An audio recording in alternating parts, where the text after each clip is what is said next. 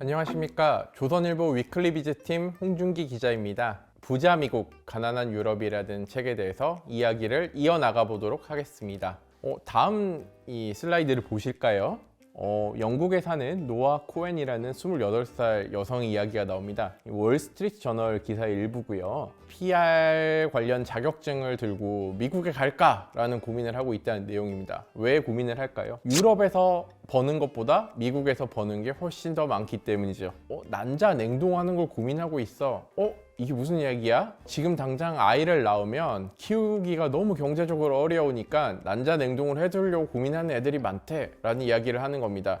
그래서 전 처음에 이 기사를 봤을 때 보통 기자들이 약간 이 좀 극단적인 상황을 가져와서 기사를 쓰는 경우가 있거든요. 그래서 이 정말 이런 게 좀 보편적인 상황인지 아니면 이 사람의 좀 독특한 이야기인지를 잘 모르겠더라고요. 하지만 전반적으로 유럽에서 나오는 주요 외신들 기사를 보면 유럽 사람들이 과거에 비해서 좀 더 공공함을 느끼고 있다라는 걸 알 수 있습니다.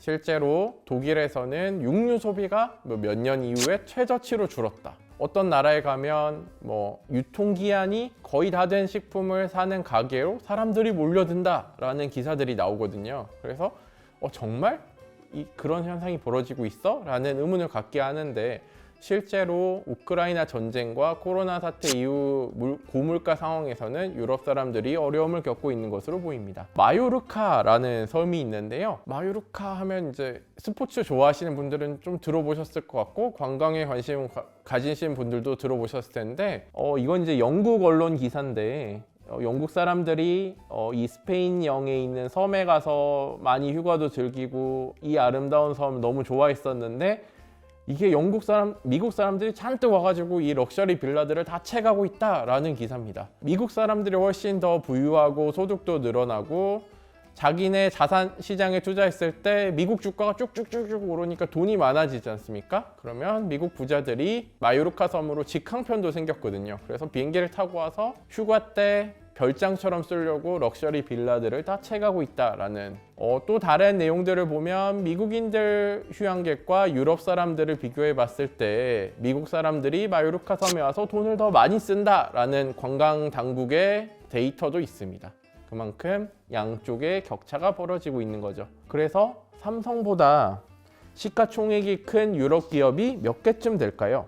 딱 2개밖에 없습니다. 우리가 명품으로 익숙한 LVMH, 원래 이게 유럽에서 시총이 가장 큰 기업이었습니다. 그런데 최근에 비만 치료제가 인기가 좀 많죠. 원래는 당뇨병 치료제로 나오던 건데 혈당을 조절해주고 욕구를 눌러서 좀 식욕도 좀 떨어뜨려주고 한다고 합니다. 그래서 그 노보 노디스크라는 덴마크 기업이 있는데 그 2개 기업을 제외하고 나면 삼성전자보다 시총이 큰 유럽 기업이 없습니다. 그래서 우리가 막연하게 생각하면 유럽은 선진국이고 유럽 기업이 뭔가 대단한 기업이 있을 거라고 생각하지만 정말 이 2개 기업 빼고는 유럽에서 시총이 더 큰 기업이 없는 거죠. 비만 치료제 관련된 열풍에 다룬 기사인데요. 노보 노디스크에 있는 실베스트라는 부사장을 저희 팀에서 작년에 인터뷰를 한 거고요.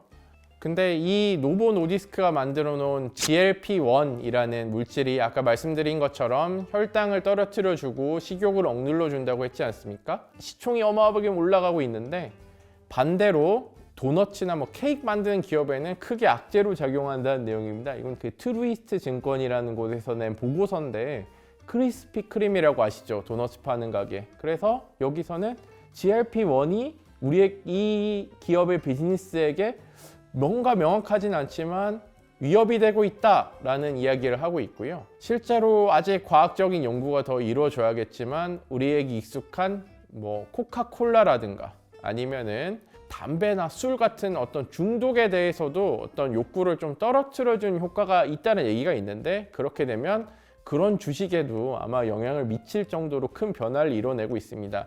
그러니까 이 정도 되는 기업이 있는 나라는 괜찮은데 나머지 유럽 국가들은 별다른 산업 경쟁력이 없기 때문에 생각하는 것처럼 선진국이라고 계속 불릴 수 있을지 지금 물음표가 뜨고 있는 상황인 거죠. 유럽의 병자 2.0이라는 이야기가 나왔습니다. 독일에 대한 이야기인데요. 위에는 독일에 대한 기사의 제목이고요. 독일이 유럽의 병자가 되고 있다. 그리고 이게 극우 세력으로의 어떤 이동이 이루어지고 있다라는 이야기인데요. 그래서 최근에 유럽 경기가 안 좋고 특히 독일 경기가 안 좋다 보니까 어떤 일이 일어나고 있냐면, 독일이라는 나라는 과거 나치의 경험 때문에 극단주의자들이 좀 판치기 어려운 나라라고 여겨졌습니다. 왜냐하면 이 스스로 약간 스크리닝을 하는 거죠. 아, 우린 과거에 그런 게 있었기 때문에 좀 극단적인 주장은 좀 배격해야 돼 라고 했는데, 인종주의적인 주장을 하는 정치 세력이 등장해서 꽤나 인기를 얻고 있다는 겁니다. 보통 경제적인 어려움이 발생했을 때 이런 일들이 일어나는데, 독일에서도 이런 얘기가 나오는 거는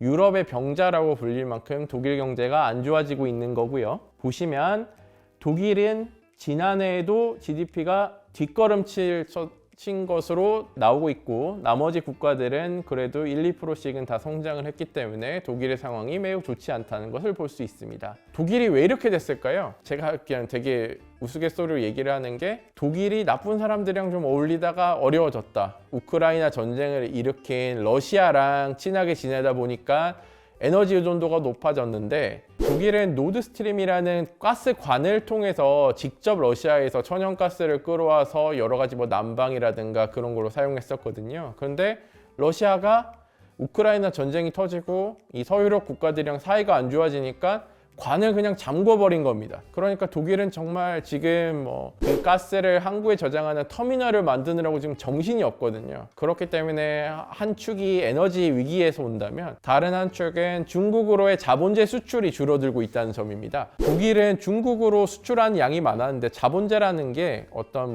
소재나 부품 같은 것들인데, 중국 경기가 안 좋아지다 보니까 좀 덜 사가지 않겠습니까? 중국에 대한 무역 의존도가 높아져 있는 상태에서 중국 경기가 침체된 것에 영향을 독일이 받고 있는 건데요. 이러한 점이 제가 나쁜 사람들, 그러니까 미국이나 서유럽의 기준을 봤을 때 쟤는 뭐야? 막 이런 나라들과 좀 친하게 지내다 보니까 그렇게 된 게 아닐까라는 그냥 좀 생각을 해봤습니다. 저희가 부자 미국, 가난한 유럽을 쓸 수 있게 도와주신 분이 이분이신데요. 프레데릭 에릭슨, 스웨덴 분이십니다. 이분이 진단한 유럽의 위기는 과도한 제조업 집착이라고 합니다. 그래서 이분이 심지어는 제조업 패치시라는 되게 과격한 표현까지 쓰시면서 유럽에 대해서 비판을 하는데, 제조업 패치시라는 게 뭐냐? 어떤 일자리를 보호해야 된다는 의식이 강하고 많은 고용을 일으킬 수 있는 제조업에 대한 집착이 강합니다. 제조업에서 서비스 IT로 전환을 하려고 하면 이게 뭔가 저항을 많이 받는다는 거죠. 노조에서 이런 걸 저항을 했을 때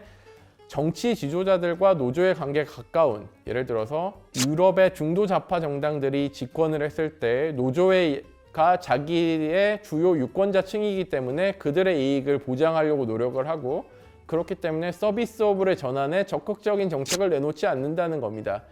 그러다 보면 서서히 산업 경쟁력이 떨어져서 IT 기업으로 세계 시총 상위 기업 리스트를 꽉 채운 미국과 유럽은 격차가 더 벌어질 수밖에 없다는 것이 이분의 지적입니다. 저는 이 일러스트가 되게 유럽의 상황을 잘 그려주는 거라고 해서 가져왔었는데요. 에릭손 소장님이랑 인터뷰를 했던 인터뷰 기사인데, 어떤 낡은 제조업을 상징하는 이 톱니바퀴가 있는데, 이런 것처럼 유럽이 제조업에 머물러 있다 보니 어떤 AI나 어떤 첨단 산업으로의 전환이 계속 늦어지고 있다는 지적입니다.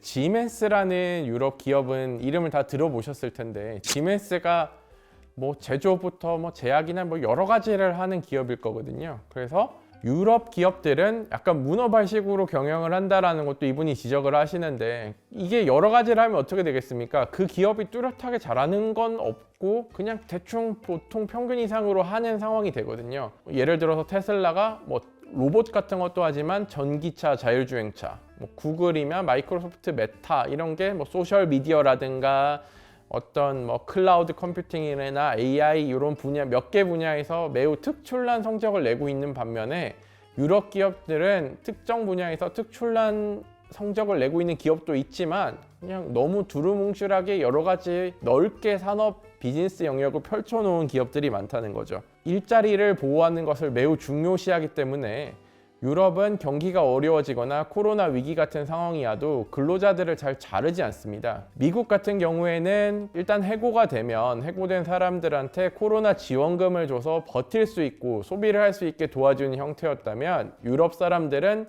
기업에 보조금을 줘서 야, 니네 사람 자르지 말고 계속 고용을 이어가라. 두 가지 정도 문제가 있는데 망해야 되는 기업이 망하지 않고 버티고 있는 좀비 기업의 문제가 있습니다. 좀비 기업이 있으면 어떤 문제가 생기느냐? 예를 들어서 새롭게 성장하는 스타트업들이 국가 지원도 받고 금융기관 대출도 받아서 성장을 해야 되는데 이들 기업이 그런 식으로 성장을 할 수 있는 자원을 이게 갈라먹게 됩니다. 그런 문제도 생기게 되고요. 그리고 미국 같은 경우에는 계속 산업의 내 순환이 이루어집니다. 예를 들어서 IT 기업에서 사람 되게 많이 자르거든요. 그래서 구글에서 잘린 사람, 메타에서 잘린 사람, 마이크로소프트 잘린 사람들이 뭐 예를 들어서 농기계 회사, 뭐 존디어 같은 농기계 회사에 들어가서 그 농기계 회사도 IT 부분이 필요하고 AI 시대에 뭐 맞춘 농기구를 만들어야 되는데 이러한 해고 인력들이 또 다시 경기가 좋아지면 채용이 다시 되거든요. 개인이 능력이 있으면 해고가 쉽다는 얘기는 다시 채용도 쉽게 됩니다. 왜냐? 기업들이 다시 어려워지면 해고를 할 수 있기 때문에 충분히 채용을 하는데 어떤 경계심이 없다는 뜻이죠. 새로운 산업들의 좋은 인력들이 뭐 당장은 해고가 됐더라도 흘러 들어가면서 큰 기업들의 노하우를 전해주고 보유하고 있던 IT 기술을 그 새로운 산업에 적용할 수 있는 기회를 얻게 되기 때문에 좋은 흐름을 가질 수 있다는 겁니다. 이 책에서 결국엔 저희가 얘기를 하고 싶었던 거는 우리가 유럽의 길을 가겠다. 아니다. 유럽은 별로니까 미국을 향해서 가야 된다. 그런 이야기를 하고자 하는 것이 아닙니다. 좀 비겁한 이야기지만 모든 문제의 정답은 왼쪽이나 오른쪽 끝에 극단에 있는 것이 아니라 그 사이에 있습니다. 어느 쪽에 더 가까운 정답이 있을 수 있지만 하나로 결론을 내리려고 하는 태도는 굉장히 위험하거든요. 미국 내에서도 뭐 빈부격차 문제도 심각하고 총기 사고, 마약 문제 그렇기 때문에 뭐 미국 모델이 정말 좋으니 우리가 미국처럼 돼야 되라는 이야기를 하는 것도 아니고 그 사이에서 우리가 어떻게 정답을 찾아볼 수 있을지에 대해서 고민하는 것이 이 책의 문제의식입니다. 하지만 이 유럽의 모습에서 우리는 좀 반면교사가 될 부분을 찾아봐야 될 것 같고요. 어떤 이 유럽의 기업들처럼 뭔가 뚜렷이 전문성이 없는 기업보다는 뭐 하나 잘할 수 있는 기업이 성장할 수 있었으면 좋겠다. 그런 바람도 담아봤습니다. 부자 미국, 가난한 유럽에 대한 내용을 다뤄봤고요. 잘 들어주셔서 감사합니다.